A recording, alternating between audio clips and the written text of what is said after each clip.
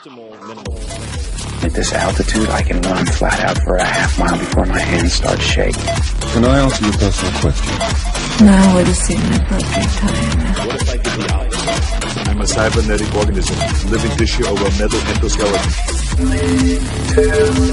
Ferriss Show. Thank you for supporting the sponsors of this show, 99 Designs, which is your one-stop shop for all things graphic design related. Go to 99designs.com/Tim to see the projects that I've put up, including the mock-ups and drafts of the book cover for the 4-Hour Body. Ex Officio and I go way back, exofficio.com/Tim. You can see the clothing that I've used for traveling through 20 plus countries, including the underwear. By the way, that's about half of my underwear drawer right now. exofficio.com/Tim. You can also see the viral video that I put out, which shows you how to travel the world with 10 pounds or less. As always, you can subscribe to this podcast on iTunes, and you can find all of the links and resources from this episode, as well as every other episode, by going to 4hourworkweek.com/podcast. Spell it all out, or you can go to 4hourworkweek.com and just click on podcast. Feedback, if you have feedback, I would love your thoughts, anything at all, who you'd like to see on this show. Ping me on Twitter at tferriss, that's twitter.com/TFERRISS, or on Facebook at facebook.com/Tim Ferriss with 2 R's and 2 S's.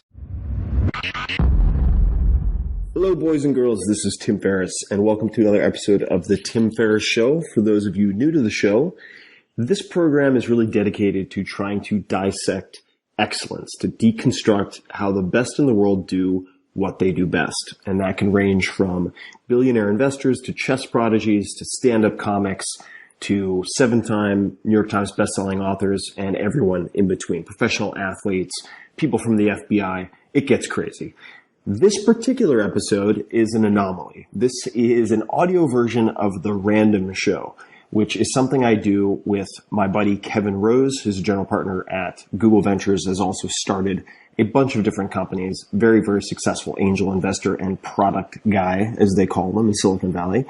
And this is generally a video show, and the video as well as the show notes for this audio can be found at 4hourworkweek.com/podcast, all spelled out, 4hourworkweek.com/podcast. That's also where you can find all of the other interviews and in-between episodes and all that juicy stuff.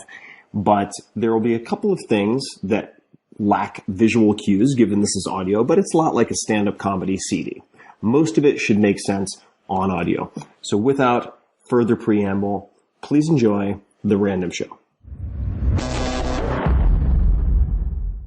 Ha ha ha. Well, hello. Welcome to another episode of The Random Show, number 279. That's right. I'm Tim Ferriss. And I'm Kevin Rose. We are your random guests for tonight. And we are normally the guests, so we're here at your house. Randomly consistent. Randomly at your house. And we are having what? Some awesome wine from our friend Will Harlan. This is the Matriarch 2003. Will is a buddy of ours. He gave us a bottle of wine. Actually, he brought this over to my house the other night for Daria's birthday dinner thing after her birthday dinner thing.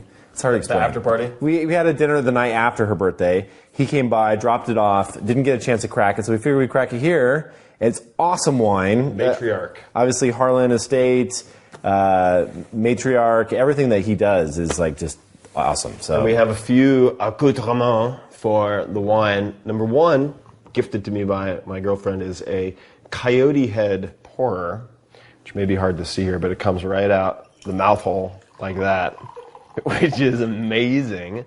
Very Game of Thrones. Looks a bit like a dire wolf. And because I know that it would just horrify Will, we're using beakers. These are Chimax beakers that I use for urinalysis in the morning, typically. But not only. It's also a perfect 200 milliliters. I also have 250 milliliters, which means that you can get 3 perfect glasses in one bottle of wine, because bottles of wine are typically standardized to 750 milliliters. You've never used this for urine. That's right. This joke, right? Probably not. I wouldn't put it You past have like a 1 in 12 likelihood. All right. All right. So let's get right into the show, people. We've got a lot of stuff to talk about. One thing I wanted to talk about real quick is a new announcement that I have. I've launched a new app. I have, for the people out there that have watched the show, you probably know by now that I typically am a full-time partner at Google Ventures. I've now reduced my time to part-time at Google Ventures, and I am a full-time entrepreneur now. So I have a little company called North. We build a bunch of different little apps out there. High five. I was like, are you going to smack me? And this is our second app. So our second app is called Watchville.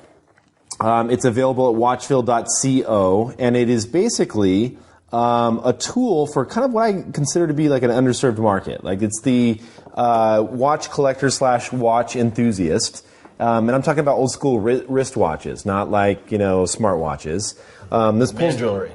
Man jewelry. No, it's not man jewelry. This is the thing about, it's funny you should say man jewelry, because a buddy of mine, so the quick little 10-second version, and I've talked about this on a previous random show, but how I got into watches was that, it's a horrible story, but the first time I actually wore a serious watch was when my dad passed away, and he left me a watch that he worked very hard for, which is a Rolex that he wore all the time, same one. He didn't have a lot of watches, he wasn't wealthy, but he had that one that he really cared about, and I was always watching polish it when I was a little kid.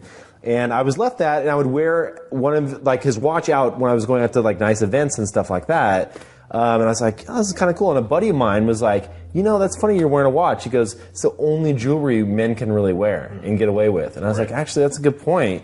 I started reading some of the blogs. I started reading the blogs on mobile, and there was no tool that pulled together all of the best content, all the best watch blogs out there, along with some tools for actually setting your watch and tracking what's going on with it. So the other side of the app, outside of the best news around the web, is a time-setting tool. So current moon phase indicator gives you leap year for watches that require that. It averages out all the different atomic clocks out there to give you the most precise time for setting your watch. And that's important for people that care about, is their watch running fast or is it running slow, things like that. But it's just a free little app. If you like watches, if you're watch curious or anything like that, I hope you'll check it out and download it. It's Watchville. Watch curious. Watch curious. Like bi curious.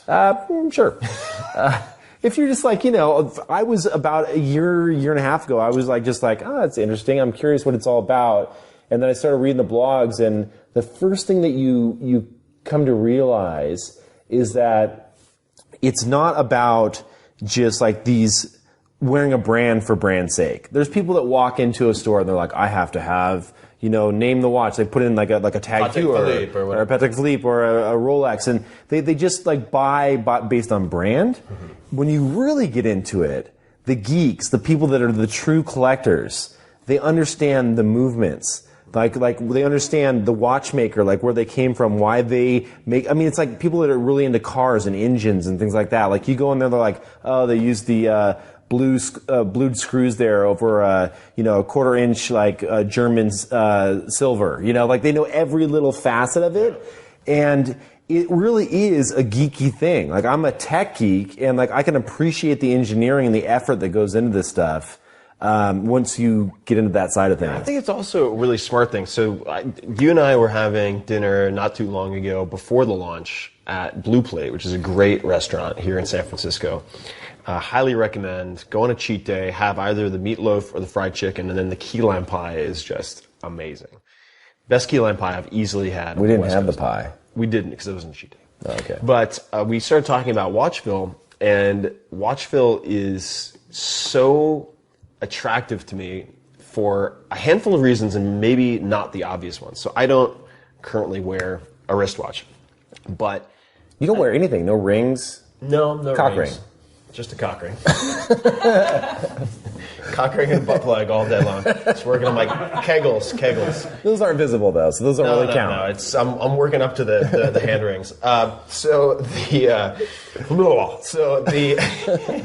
we were talking about it, and what I really like about this is the fact that it disproves, I think, a disabling belief that a lot of entrepreneurs have, or would-be entrepreneurs are like, oh, well, everything's been done. Uber for whatever has been done, and there's nothing left. And it's no, there's so much left. Yeah, the long tail is left. Yeah, and you found my favorite kind of market, which is a very precisely defined, relatively easy to target price insensitive, high-end market. And there's so much potential there. And you can make a lot of mistakes. There's a certain like margin of safety if you have really good tech chops, really good design chops. Right. And neither of those have been brought to that world. Well, yeah, that's what I was going to say. One other piece Such an attractive way to go. One other piece I'll add on top of that I absolutely believe in is like, if you're going to do something, if you're going to build something, there's a great book out there. Peter Thiel put it out called 0 to 1.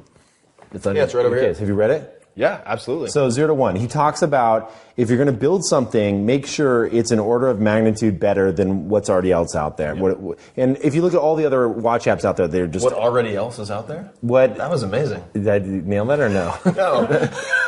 But I get you. So you look at everything else out there, and if it was all crap. I went in and I investigated. Because first of all, I'm not going to build an app if there's something amazing out there, right? Yeah. So, honestly, there was like a couple little watch apps here and there. I put this out there, and it was like tens of thousands of people flocked to it, and it's been like 5 days old. And, hundreds of thousands of sessions. And it just goes to show you, like, if you build a quality product, like the niche, like people they're begging for an Android version. Yeah. It's just insane. So I'm pretty happy about it. But for other people that are out there, like to your point, like there's just so much opportunity in this like long tail of stuff that no one is touching. Yeah. No one's built an app for like high end like these collectors of Nike shoes, Air Jordans. They pay like $5,000 for a pair of shoes. It could be anything. High end hats, high end. Well, it doesn't even have to be high end. It could be like there's gardening apps like and I think also people get so obsessed with venture-backed startups, they don't stop to consider alternatives to the traditional sort of venture-backed game. So you don't need to have an IPO, a huge acquisition, to build a massively successful company. I mean, you can be privately held. I think Mars Company is still, family-owned. You can build massive companies, or at least very highly profitable companies. You don't have to get caught up in all of the echo chamber and romanticizing of Silicon Valley. I think it's really dangerous and unnecessary. But we'll come back to that. I wanted to talk about just the setting for a second. Yeah. So this is my house, and we were sitting at my living room table, I guess you would call it. And these are the books that were on the table. I didn't add anything new, and I have stacks of books everywhere in the house, which some people dislike, but it's kind of my way of organizing things. So first I wanted to just give a congrats. This is a new book. You might recognize the name. So this is a startup that I advise, Refinery 29. They're the largest independently owned fashion site, and it's massive. And they just came out with a book called Style Stalking, probably best suited to the women out there. But it's really about developing a distinct personal style, and this hit the New York Times bestseller list. So they sent me a copy to check out, and I can certainly use all of the style help I can get. They're trying to tell you something. So a lot of these books otherwise on this table right now are related to illustration. So I wanted to just point out a few of them. This one is Robert E. McGinnis, and this guy is amazing as an illustrator. He has done everything from the movie posters for Breakfast at Tiffany's to the James Bond movie posters to he's known as sort of the king of paperback illustration. Yeah, absolutely. And they're so incredibly detailed and good, and I think they're discounted. The artistic value of what McGinnis did is discounted in the same way that sometimes Norman Rockwell's art is discounted because of how commercially successful it was. And speaking of Rockwell, this is another one for those of you who might be interested. This is Power Magazine.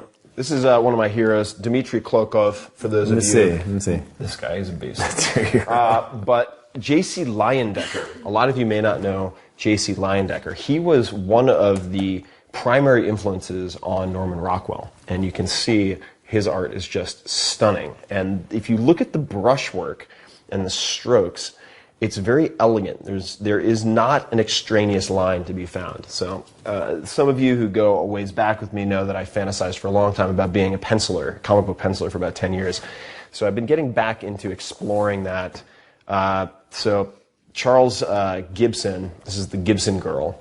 It's been relatively easy for me to draw men for a very, very long time. So I was a comic book nerd and got really good at that. But the female figure is sometimes difficult, especially if you're trying to do to draw a female figure that is not an exaggerated anime type figure with a waist that's that big and breasts the size of this room and so on. If you're trying to do something slightly more realistic, then this is just a fantastic guideline. A couple of others, and then I'll come back to the thread of the rest of our conversation. These are two very different books. This is really dorky, but I love this stuff. Many of you will know, I'm really into Stoic philosophy. This is just Epicureans and Stoics, edited by the Axios Institute. It's pretty good. It wouldn't get my highest recommendations. And then the last book I'll mention on the table is a new one. This is actually by a friend of mine, Alex Day, The Underground Storyteller, which is really cool. It's one of these rare books, experiential books, that I enjoy. And I get sent a lot of books, and most of them are just not that good, quite frankly. This is about Alex trying to ride every line and get off at every stop on the tube in London and tell the history of each of those lines as he goes through it. That's pretty fascinating. Cool. So far, it's very, very good. And then just a real quick on the background here, every book here, as Daria pointed out, nothing here is accidental. I'm very anal retentive and OCD. Every one of these books, because this is where I look for a lot of my day, has been placed very particularly to elicit a particular response from me. So you have Vagabonding facing out, you have Bird by Bird facing out, Zorba the Greek, Musashi, Dune, The Magic of Thinking Big, and a handful of others. What's The Magic of Thinking Big? The Magic of Thinking Big by David Schwartz. It's an amazing book. I find that when people are failing to accomplish their goals or generally suffering from a malaise in life, it's oftentimes because their goals aren't big enough. Their dreams aren't exciting enough to them.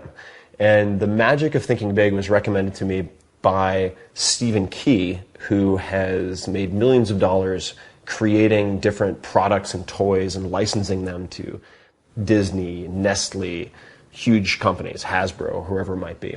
And it was recommended to him by a number of Fortune 500 CEOs. And it's a super simple book, really inspiring. I've had it for many, many years. That copy is probably at least 15 years old. And I think the externalities of life are sometimes underappreciated. So for me, my external environment represents my internal environment. So if things are relatively neat, which I would say my house is right now, my mind tends to be well organized. If my external environment is a mess, then my head is usually a mess. My thinking is a mess. So that's where we are. I always think the same way. Like if you look at, I picture it as though if you take your house and you rip the roof off and you look down from like a bird's eye view, if you see just like chaos and mess everywhere, like that's a reflection of basically my brain. Like I feel when my office is like messy, I feel it gives you anxiety too. You have a messy house, like you have like a little background anxiety running. Yeah, no, it's like low-grade anxiety that's persistent. You may not even notice it. So for me, when in doubt, this sounds funny, but when I'm having personal or business stress or whatever, when in doubt, just tidy your shit up. You have house cleaners though, let's get real. I have a house cleaner for cleaning, but they don't organize my stuff. I mean, they tidy up your books. And no, they don't. Never. That's off limits. They're not allowed to touch my books. You are anal retentive. I don't want people fucking around with the order of my books. So I do have people who help. I mean, the wood takes a lot of care and stuff, but I don't want to turn this into a fucking. How much care does your wood take? Like really? Well, is it like every day? Oh boy! All right, just like I've had Lyme disease and I'm on like a million drugs, so I've been not partaking of the nectar of the juice, the juice of life. This stuff, the Will Harlan juice. Oh god, it's just getting better and better. Let's move on to the next item. Moving on. Yeah, I'm very particular about stacks of books. Oh, you brought me gifts. Yes. What do you got? So the first gift I have for you, I want you to get a good smell of this. Smell that. Really Weird. pungent, yeah. What is that, fermented coffee beans? So these coffee beans right here, you'll see how oily they are? Yeah, very oily. So we'll put a link in your blog article to this. My blog article? I don't know. You have a blog, I don't have a blog. Blogs are stupid. So we'll put a link in your blog article to this little. So here's the deal. I'm gonna tell you people something. Just listen. It's going in my head too. I'm gonna tell everyone about this little place in Tokyo. It's this little hidden coffee shop. My only ask is one thing. You have to understand that they don't speak English in there, and it's almost, when you walk in there, there's no tourists. So when you're walking in, like, the best way I can put it is just be very polite. Don't talk loud. Don't come there with a big group. And just be on your best behavior. That's it. You don't have to dress up or anything like that. It's a coffee house. But they're very, like, old school, you know? I go in there, there's this guy. He's probably... What's it called? What's it called, babe? Hatsu. Yeah, Hatsu. Hatsu. Hatsu. H-A-T-O-U. Hato coffee.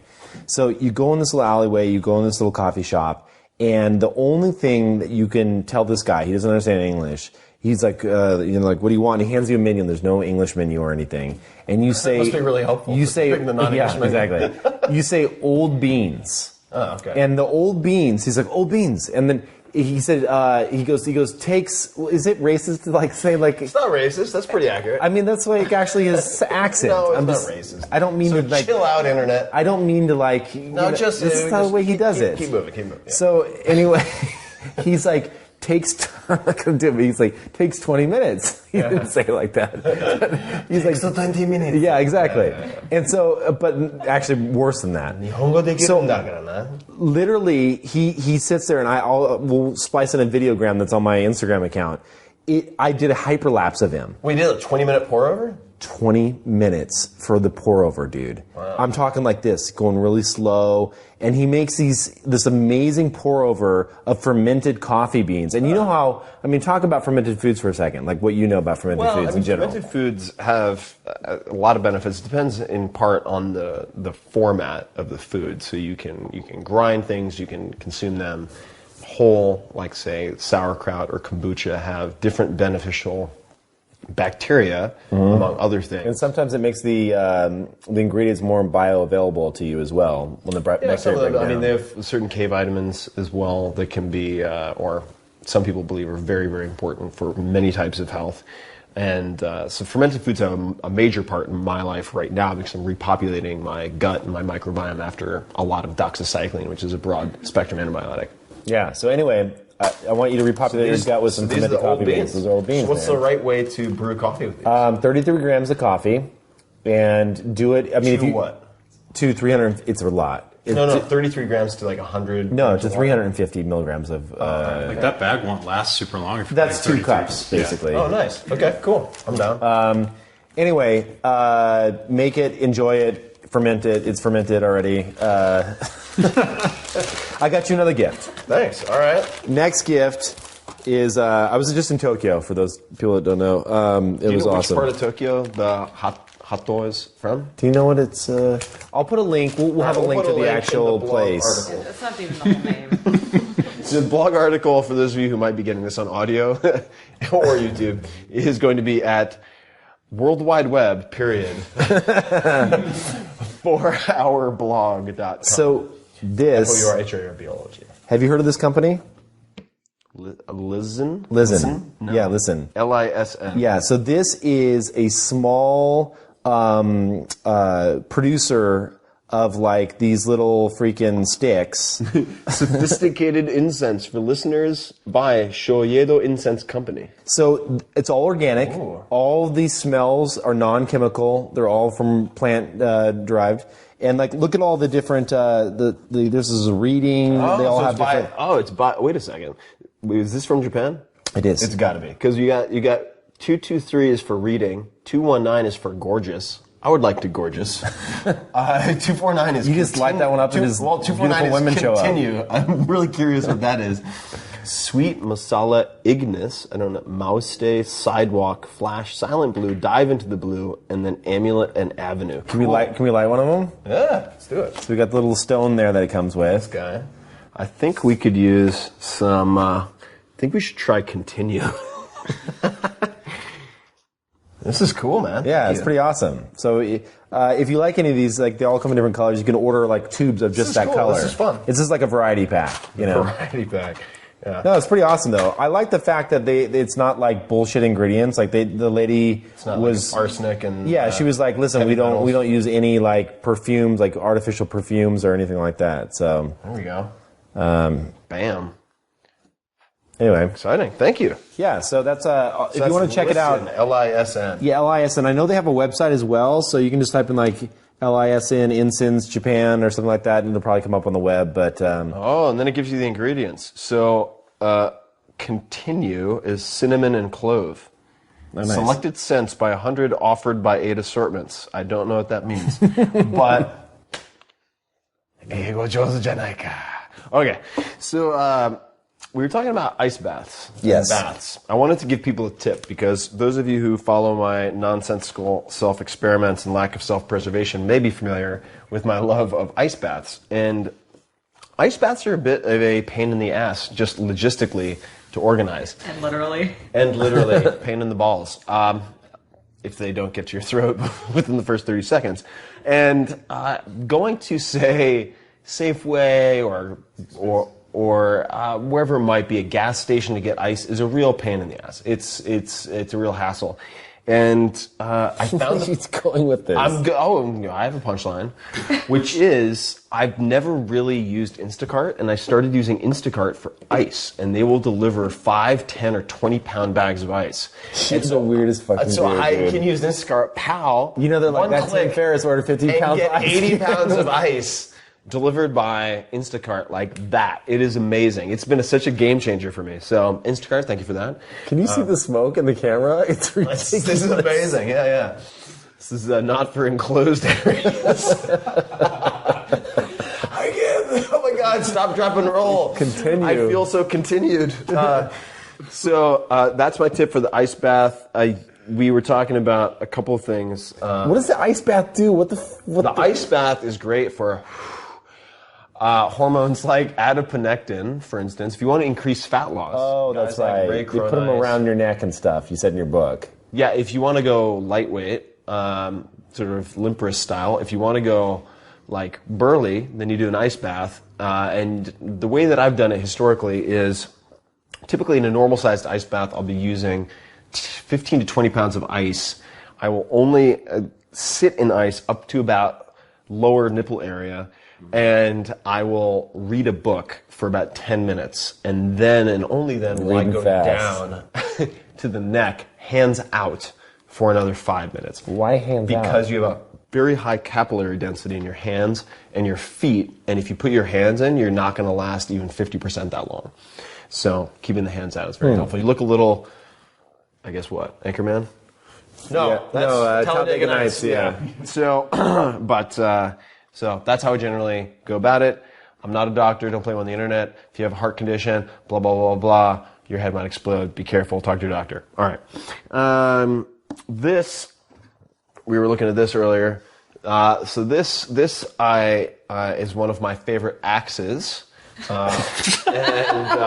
those of you who even has more than one axe? Like most people are like, I have an axe and I chop wood with it. Yeah, you have like death axes. I do. Look at this. That's for killing people. Well, you don't chop wood. With I would say that any axe could probably be used for killing people. No, I do chop wood with this, but as it turns out, when you chop wood, you don't even fucking wood in your backyard. What do I hear, man? It's too large for my very, very Lilliputian. Where do you chop it?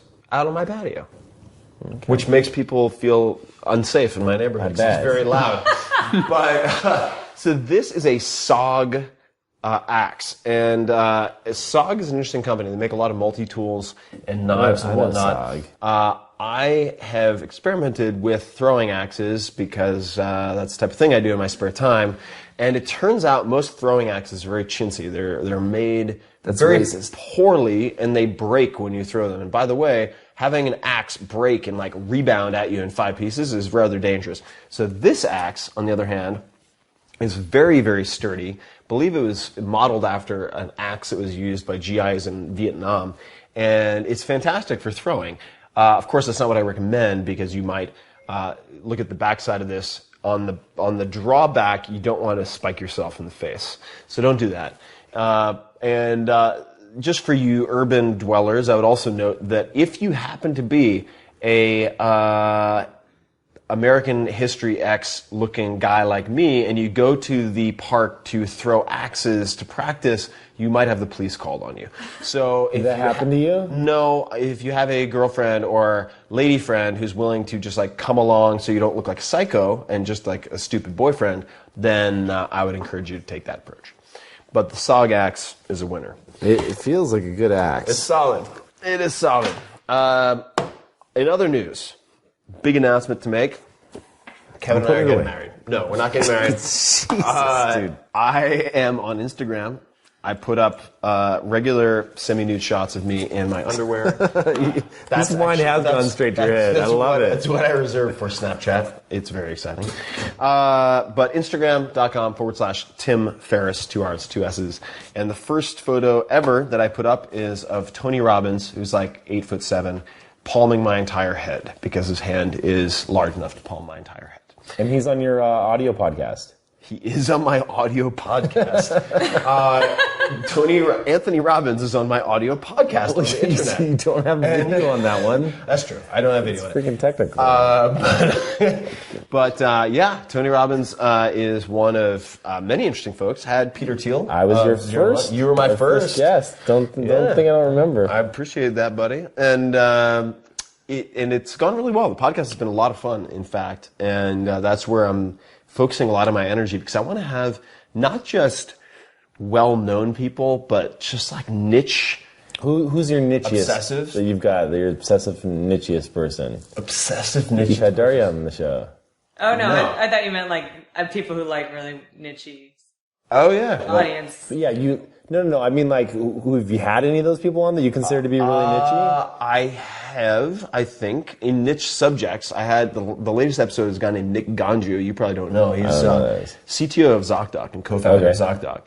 And he's really, really good at explaining making non-engineers or non-mathematically inclined people comfortable with computer science and math. He's really good at, and I was turned off of math in 10th grade by a teacher who just busted my balls. It was a real pain. So I was turned off of math at grade 10. But Nick is one of the most recent. I'm going to have, and this is already recorded, the resident technology futurist for the FBI is on the podcast. That's pretty cool. It's recorded. It's just not published yet. And we talk about. Oh, I've got a guess for you. Fucking got a great guess for you. Who do you have? The Iron Sheik. Iron Sheik? Yeah, he freaking DMs me all the time. Really? He's like, I want to be on the podcast. He's launching a documentary. That could be amazing. He's launching a documentary in like 2 months, and he's coming to LA. He wants to do as much media as possible. He lives in Jersey or something. Yeah. Like the Iron Sheik would be on your podcast, dude. That could be amazing. So if you have any suggestions for podcast guests, please let me know. Twitter's a good idea. That's the easiest place. It is at @tferriss, Ferriss. I'm pretty sick of tech. You're tired of tech. Yeah, you said you're tired of tech. You've been talking about being tired of tech for a long time. Well, now in full disclosure, since we're having a confessional here, you've said the same thing to me. Yeah, well, I hate tech. Right. So sometimes we respond via text at various moments randomly with, God, I hate tech. I hate tech. Fuck, I hate tech. And there are various reasons for this. Partially, you can't get away from fucking tech in San Francisco. It's like you want to have a normal conversation about something else, and then someone just like with, And by the way, everybody in Silicon Valley, just because you're a dick doesn't mean you have Asperger's. You can't blame being an asshole on having some condition you've never been diagnosed as having. So. Dude, I literally had a phone call today with this lady from CNET, and she's writing an article, and she was like, I want to talk to you about wearable tech and where you think it's going. And I was just like, I'm so tired of talking about this. And she's like, well, what's the future? Like, with the iWatch? And I'm like, what's going on? And I'm just like, listen, I don't need any more tech. I'm teched out. Like, I don't need more notifications on my wrist and all that. And she's like, oh, it sounds like you're getting old or whatever. I'm like, listen, I think tab browsing was the worst thing ever invented. I think we might look back in 100 years and be like, tab browsing was a bad idea. Yeah. And just lock it to one tab. Yeah. Because, dude, have you ever gone off and spent I literally, this happens to me once a week. I'll be 20 tabs deep, and I'll come back to tab 1, and I'll be like, oh, that was that email I didn't click send on that this person wanted 4 hours ago. I have that right now. I have, and Chrome is going at 1997 dial-up speed because Chrome has 30 browser tabs open. Right, and multiple windows with other tabs behind them. And it's just she was like, well, what the wearables, watches, and I'm like, what is it going to give me? A notification? Graham just texted you. I got that on my phone. It's in my pocket. Yeah. What else is it going to give me? Your heart rate's at this. Great. That's great. I'm working out. I knew that. I knew that. I think I don't mean to sound old, but anyway. No, you don't sound old. I think tech, and by saying tech, I'm going to take a 3 to 4 month break on almost all angel investing. I'm looking at the wrong You're all about again. the breaks this year. You didn't masturbate for 2 weeks? A month. How'd that go? Oh yeah, you lost weight on booze. How was the return to that? I bet you had a great session coming back in. Had some makeup jerking. You're like, I haven't seen you in a while. It was wow. yeah, it was it was I gotta say, it was pretty exciting. Special. Yeah, it was exciting. Yes. So but the reasons are multifold. Number one, and you've seen this going back to Watchville and Tiny, is building stuff. And I feel like I don't have maximum excitement, and I can't be of maximal help to the startups that I'm working with if I'm not on the cutting edge. And the only way that I'm on the cutting edge is by building my own stuff. Yeah. And being out on the playing field by battling it and punting the ball down the field. So I'm having a blast. You don't want to punt. Fucking home running it.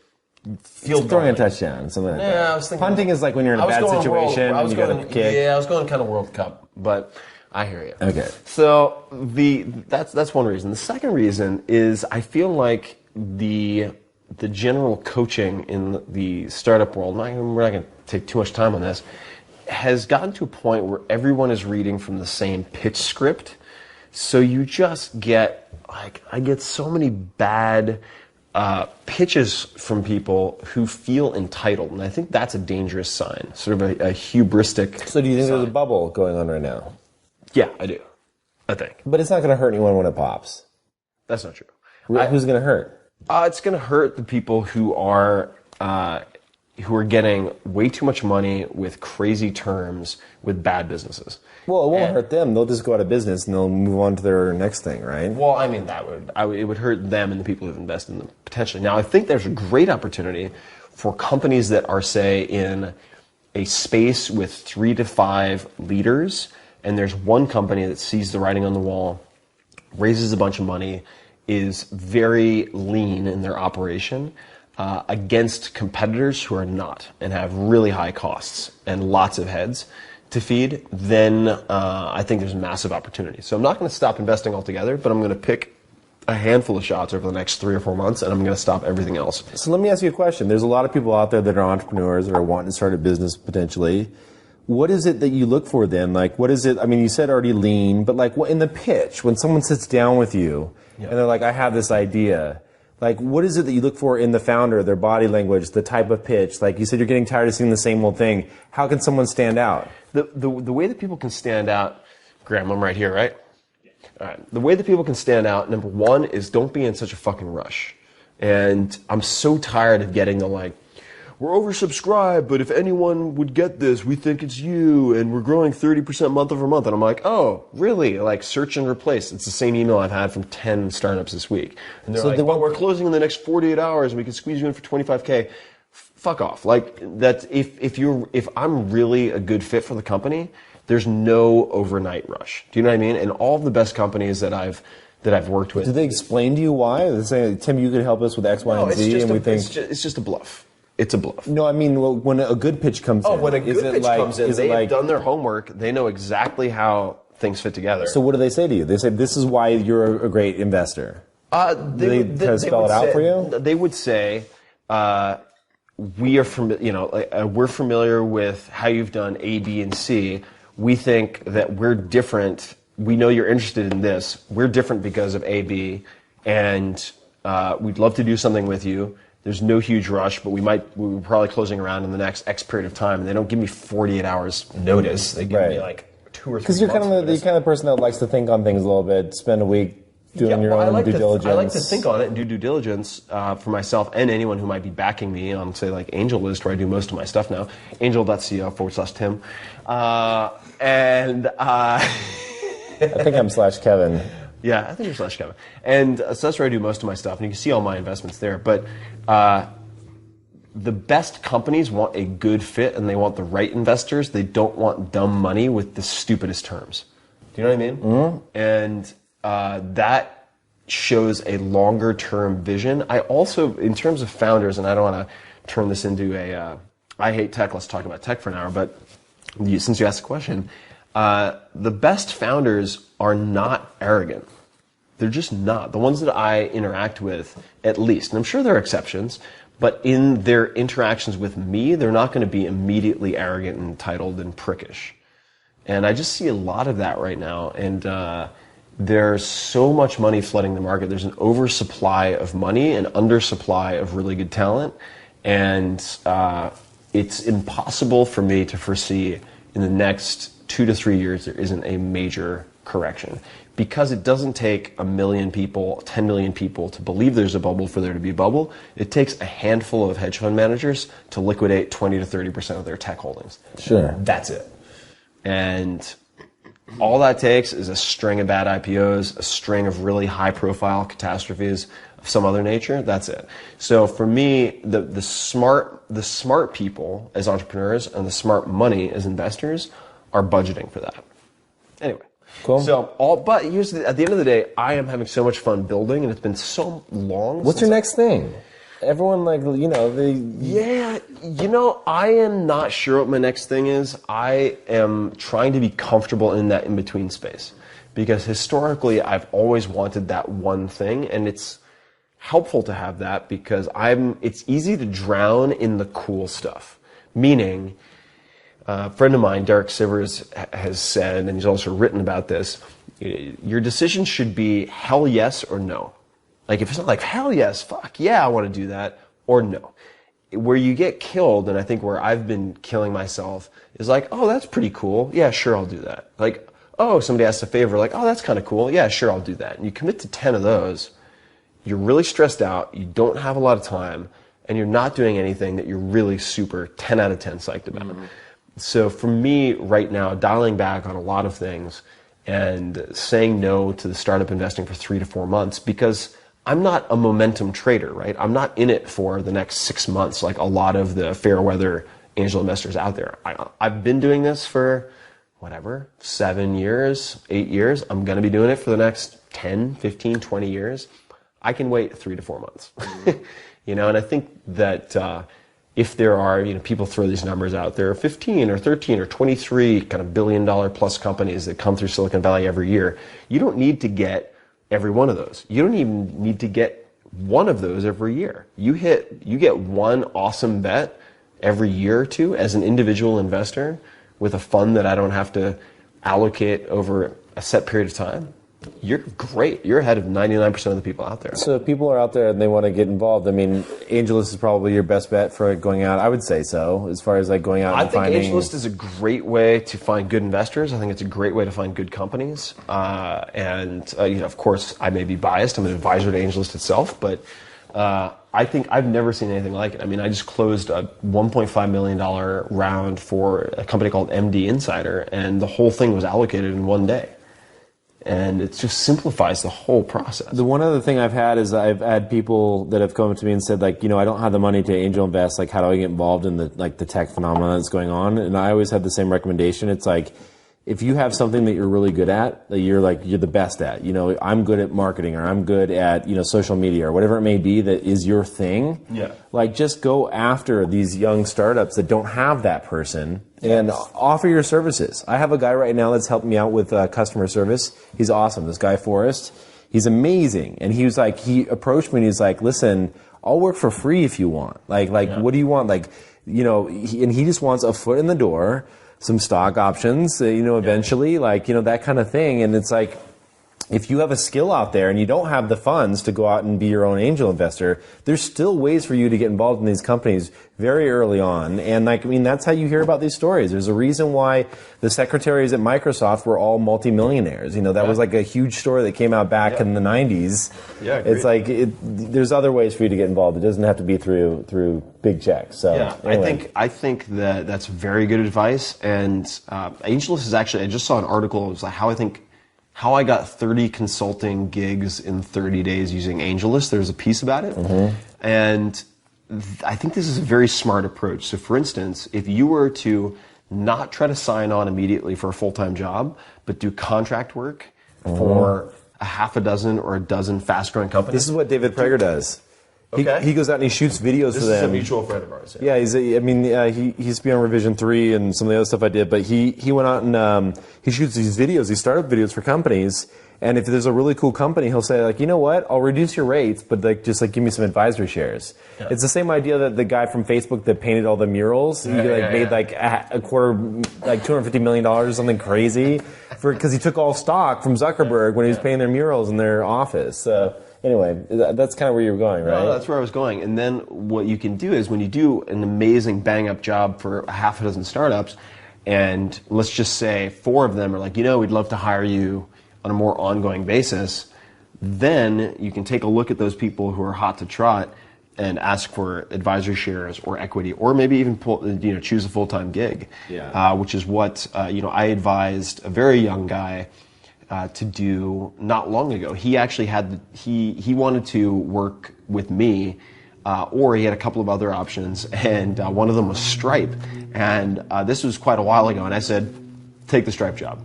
And I was like, they like you, take the Stripe job. Like that's a good horse to bet on, and I was pretty happy with that. That's awesome. At the moment. But what else is happening? What's up? Yeah, so this is like my last thing I have to talk about. We can wrap up, or I'm sure you probably have something else. But this book, a buddy of mine recommended to me. I have not read it. I brought it along because I just got it in the mail and it was in my bag anyway.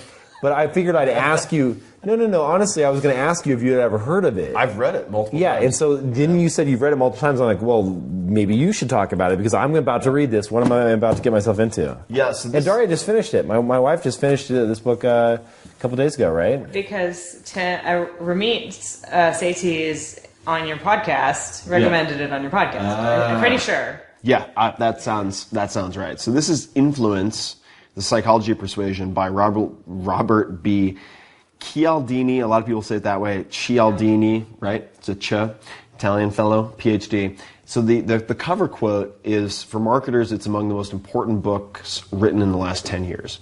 And it's a fascinating look at the psychological dynamics that companies and people use in selling services or products, how those can be used against you, how you can implement those for good in your own company, and it touches on things like scarcity, time restrictions, I can't wait to read social this. proof, etc. I'm really excited. And it offers what I think is a very helpful checklist for any type of product launch or, say, message or copy editing. So if you have copy, and you must have loved this on a homepage, then, or you're making an offer, or you're doing a product launch, or you're doing an email sequence for whatever, or even implementing Facebook ads or something like that, I think that this offers a very good checklist for the components that lead to a compelling offer. So you just finished this book 2 days ago. Is there anything you want to add to that? Like anything that you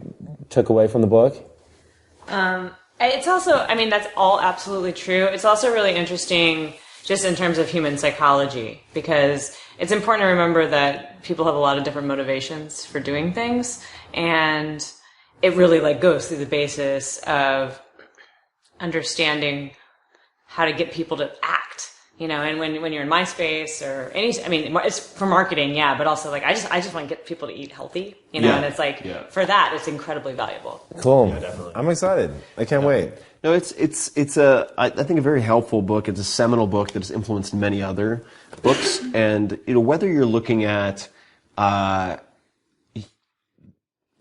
mystery and the mystery method for pickup artists, or you're looking at how, let's say, Y Combinator companies are coached to pitch investors, or you look at how to get people to change their diet when they've resisted it for 20 years.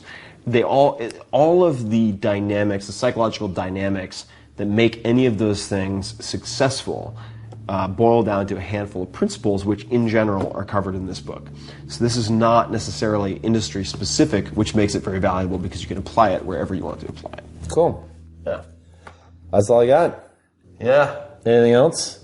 You know, I don't. Chop some wood? I don't think so. Yeah, I got some almond wood, which is good for. What are you doing for Thanksgiving? Good for burning. Good for cooking. We're about to go on Thanksgiving. We are moving into Thanksgiving. I'm smoking a turkey. I'll be headed to the East Coast to have Thanksgiving with my family. Awesome. Which I'm very excited about. Have a new wood stove coming in from Vermont Castings. Did a bunch of homework. There are a number of really good companies out there, but decided on that. And I'm excited for a little bit of brisk cold on the East Coast. I don't like to live in the cold all the time. I know what you mean. I was just in New York a few days ago, and it was just like, it was nice. It's crisp. It's like it wakes you up. It's nice. Nipples get hard. It's good. Levels up the nipples, brings them to attention. So I like Thanksgiving and Christmas for that.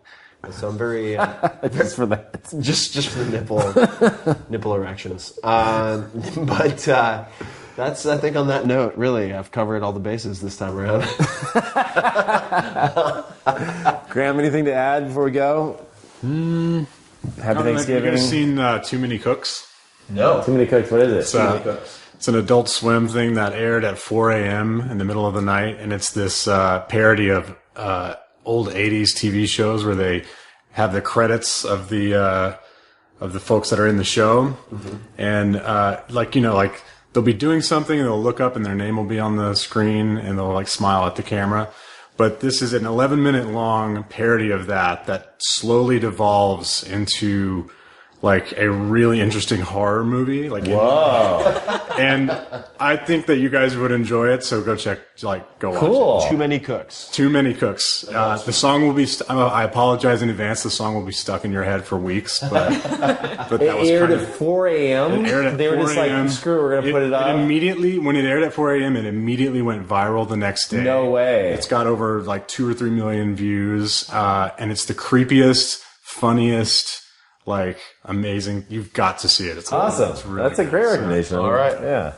Too Many Cooks. Check it out. And happy Thanksgiving, everyone. Namaste. Even if you are not in America,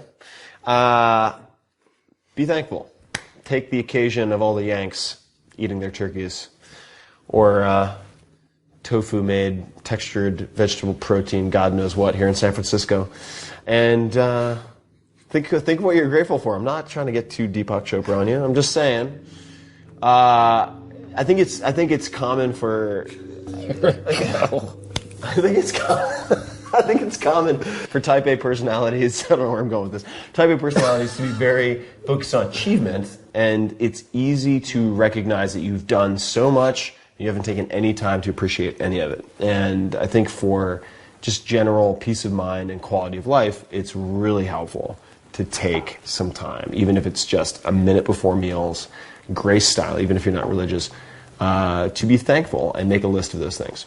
So, and in fact, there's a really cool type of meditation that is sometimes called gratitude meditation or compassion meditation, closely related. That's very interesting, but we'll save that for another session. So, happy Thanksgiving, even if you're not in the United States of America. Peace out. See you soon.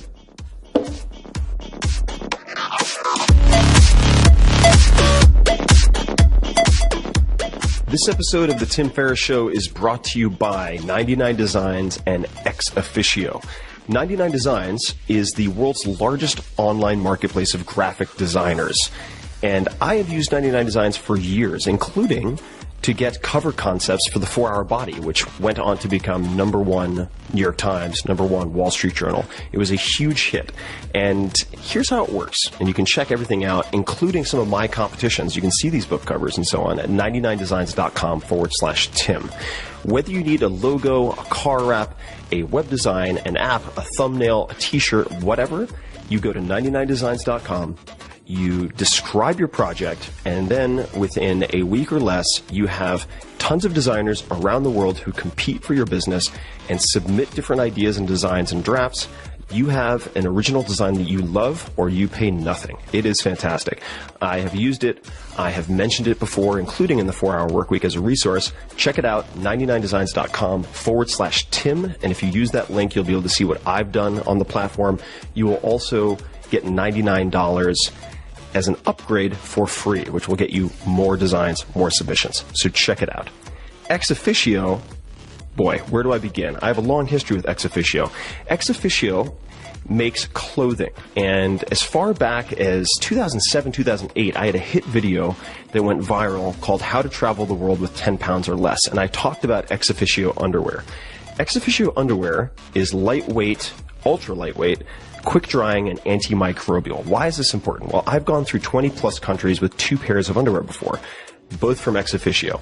And I'm not alone in this. This might sound crazy, but a lot of executives, for instance, will take this underwear, they'll wash it in the sink or somewhere else, roll it up in a towel like a burrito, step on it, and a few hours later, they are completely dry, completely clean. You don't have to just have 2, and yes, they have to be comfortable for all-day wear. But check out their clothing as well as their underwear. You can go to exofficio.com/Tim. That's exofficio.com/Tim, and you can see this video, which has a bunch of other packing tips. But this underwear, this clothing, is not just for the gents. Ladies, you have choices too. And they really have an incredible collection of high-quality products that I've used for almost 10 years now. So check them out, exofficio.com/Tim. And until next time, thank you for listening.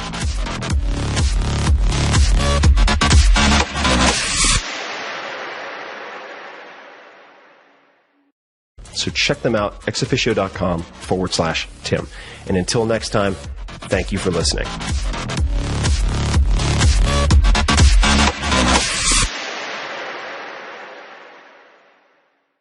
$150 milliliters. You've never used this for urine. That's right. This joke, right? Probably not. I wouldn't put it You past have like a 1 in 12 likelihood. All right. All right. So let's get right into the show, people. We've got a lot of stuff to talk about. One thing I wanted to talk about real quick is a new announcement that I have. I've launched a new app. I have, for the people out there that have watched the show, you probably know by now that I typically am a full-time partner at Google Ventures. I've now reduced my time to part-time at Google Ventures, and I am a full-time entrepreneur now. So I have a little company called North. We build a bunch of different little apps out there. High five. I was like, are you going to smack me? And this is our second app. So our second app is called Watchville. It's available at watchville.co, and it is basically a tool for kind of what I consider to be like an underserved market. Like it's the watch collector / watch enthusiast. And I'm talking about old school wristwatches, not like, smart watches. Man jewelry. Man jewelry. No, it's not man jewelry. This is the thing about, it's funny you should say man jewelry, because a buddy of mine, so the quick little 10-second version, and I've talked about this on a previous random show, but how I got into watches was that, it's a horrible story, but the first time I actually wore a serious watch was when my dad passed away, and he left me a watch that he worked very hard for, which is a Rolex that he wore all the time, same one. He didn't have a lot of watches, he wasn't wealthy, but he had that one that he really cared about, and I was always watching polish it when I was a little kid. And I was left that, and I would wear one of his watch out when I was going out to nice events and stuff like that. And I was like, oh, this is kind of cool. And a buddy of mine was like, that's funny you're wearing a watch. He goes, it's the only jewelry men can really wear and get away with. And I was like, actually, that's a good point. I started reading some of the blogs. I started reading the blogs on mobile, and there was no tool that pulled together all of the best content, all the best watch blogs out there, along with some tools for actually setting your watch and tracking what's going on with it. So the other side of the app, outside of the best news around the web, is a time setting tool. So current moon phase indicator gives you leap year for watches that require that. It averages out all the different atomic clocks out there to give you the most precise time for setting your watch. And that's important for people that care about, like, is their watch running fast or is it running slow, things like that. But it's just a free little app. If you like watches, if you're watch curious or anything like that, I hope you'll check it out and download it. It's Watch Curious. Watch Curious. Like Buy Curious. Sure. If you're just like, I was about a year and a half ago, I was like, it's interesting. I'm curious what it's all about. And then I started reading the blogs, and the first thing that you come to realize is that it's not about just like these wearing a brand for brand's sake. There's people that walk into a store and they're like, I have to have, name the watch. They put in like a Tag Patek 2 or a Patek Philippe or a Rolex, and they just /Tim Ferriss with 2 R's and 2 S's.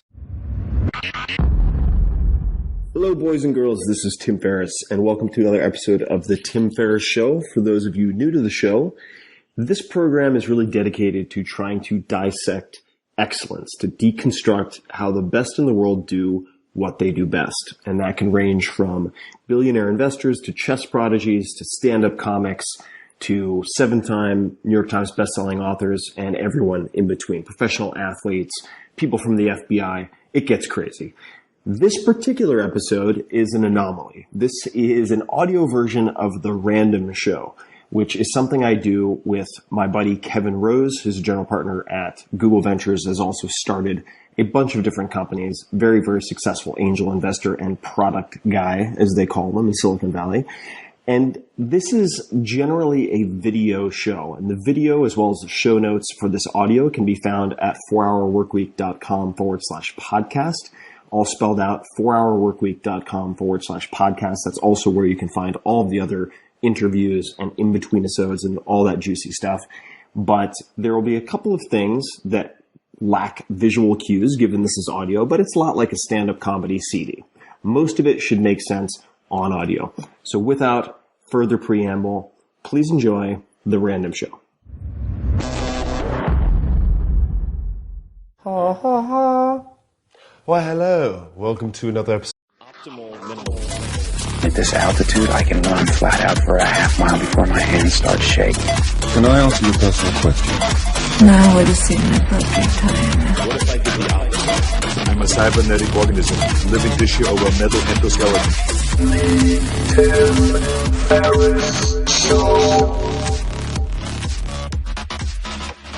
Thank you for supporting the sponsors of this show, 99 Designs, which is your one-stop shop for all things graphic design related. Go to 99designs.com/Tim to see the projects that I've put up, including the mock-ups and drafts of the book cover for the 4-Hour Body. Ex Officio and I go way back. exofficio.com/Tim. You can see the clothing that I've used for traveling through 20 plus countries, including the underwear. By the way, that's about half of my underwear drawer right now. exofficio.com/Tim. You can also see the viral video that I put out, which shows you how to travel the world with 10 pounds or less. As always, you can subscribe to this podcast on iTunes, and you can find all of the links and resources from this episode, as well as every other episode, by going to 4hourworkweek.com/podcast. Spell it all out, or you can go to 4hourworkweek.com and just click on podcast. Feedback, if you have feedback, I would love your thoughts, anything at all, who you'd like to see on this show. Ping me on Twitter at tferriss, that's twitter.com/TFERRISS, or on Facebook at facebook.com/ episode of The Random Show, number 279. That's right. I'm Tim Ferriss. And I'm Kevin Rose. We are your random guests for tonight. And we are normally the guests, so we're here at your house. Randomly consistent. Randomly at your house. And we are having what? Some awesome wine from our friend Will Harlan. This is the Matriarch 2003. Will is a buddy of ours. He gave us a bottle of wine.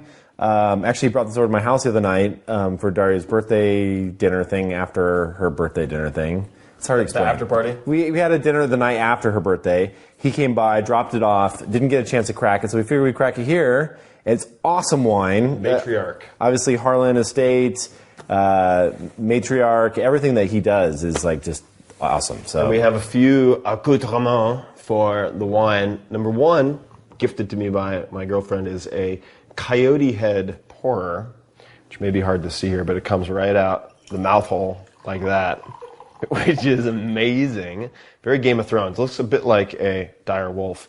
And because I know that it would just horrify Will, we're using beakers.